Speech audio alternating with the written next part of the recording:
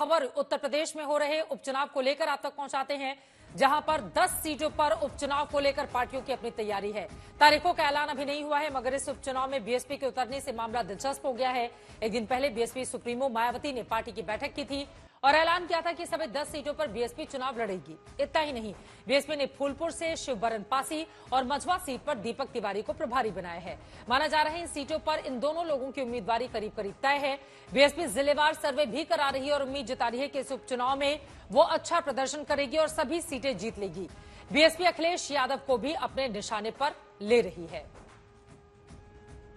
मान्या बहन जी की रणनीति है और पूरे प्रदेश में जो 10 सीटें हैं, 10 सीटों पर हम लोग लड़ाएंगे बहुत मजबूती से और जीतेंगे।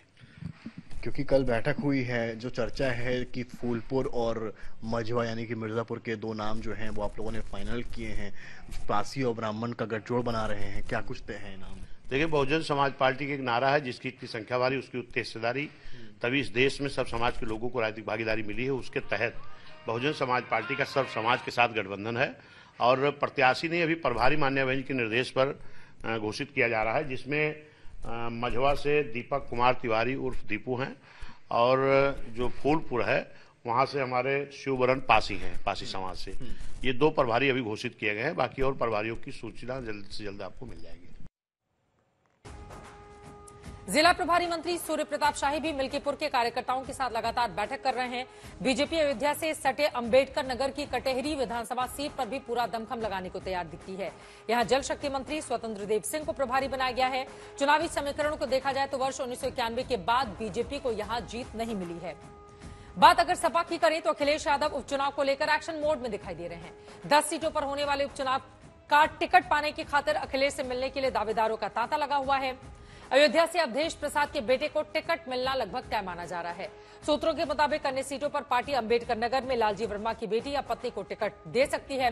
करहल से तेज प्रताप यादव, सीसामऊ से इरफान सोलंकी की पत्नी या उनकी मां और कुंदरकी से पूर्व विधायक हाजी रिजवान को समाजवादी पार्टी अपना उम्मीदवार बना सकती है। मीरापुर विधानसभा सीट, जो समाजवादी पार्टी ने पिछले विधानसभा चुनाव में राष्ट्रीय लोकदल को दे दिया था, वहां से पार्टी पूर्व सांसद कादिर राणा को मौका दे सकती है। यूपी कांग्रेस भी उपचुनाव को लेकर तैयारी कर रही है, बैठकें कर रही है। कांग्रेस उपचुनाव में 10 सीटों की तैयारी के लिए जल्दी ही वरिष्ठ नेताओं की जिम्मेदारी सौंप सकती है। हालांकि सूत्रों के मुताबिक कांग्रेस पार्टी समाजवादी पार्टी से लगभग 5 सीटें मांग रही है और समाजवादी पार्टी कांग्रेस को 2 सीटें ही देना चाहती है।